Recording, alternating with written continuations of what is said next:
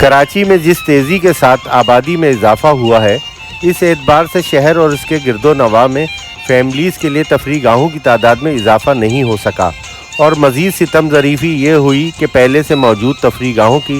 مناسب انداز میں دیکھ بھال نہ ہونے کے سبب وہ اس قابل نہیں رہیں کہ وہاں شہری اپنے اہل خانہ کے ساتھ جا کر فرصت کے کچھ لمحات ہنسی خوشی گزار سکیں۔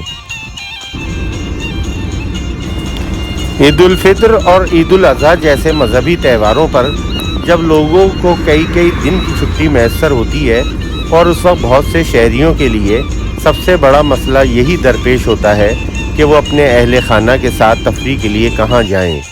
شہر کی اکثر تفریح گاہوں کی حالت اور ان کا ماحول ایسا نہیں ہے کہ لوگ وقت گزاری کے لیے وہاں جا سکیں، کیونکہ زیادہ تر تفریح گاہوں پر اوباش لوگوں اور منشیات کے عادی لوگوں کا قبضہ نظر آتا ہے۔ اس بار بھی عید الاضحیٰ کے موقع پر کراچی کے باسیوں کو لگ بھگ پورے ایک ہفتے کی لمبی چھٹی مل گئی۔ عید الاضحیٰ انتہائی گرم اور مرطوب موسم میں آئی ہے، اس کے باوجود ہزاروں لوگوں نے کراچی سے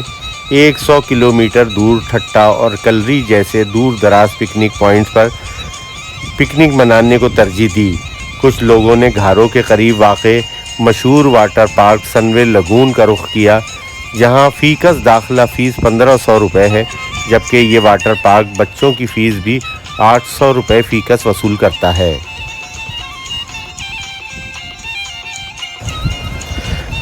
ٹھٹا اور اس کے گرد و نواح میں اس وقت درجہ حرارت 40 ڈگری سینٹی گریڈ سے کچھ زیادہ ہی ہے، مگر گرمی کی پرواہ کیے بغیر ہزاروں لوگوں نے ایک طویل فاصلہ طے کر کے ٹھٹا، گجو، گھاروں اور کلری جا کر پکنک منائی۔ اگر کراچی کے شہریوں کو ان کے اپنے شہر میں تفریح کی اچھی اور صحت مند سہولتیں میسر آ جائیں تو انہیں اپنی تعطیلات گزارنے کے لیے اتنا دور سفر نہ کرنا پڑے۔ اگر آپ کو ہماری یہ ویڈیو پسند آئی ہو تو ہمارے چینل کو سبسکرائب اور ویڈیو کو لائک اور شیئر ضرور کریں۔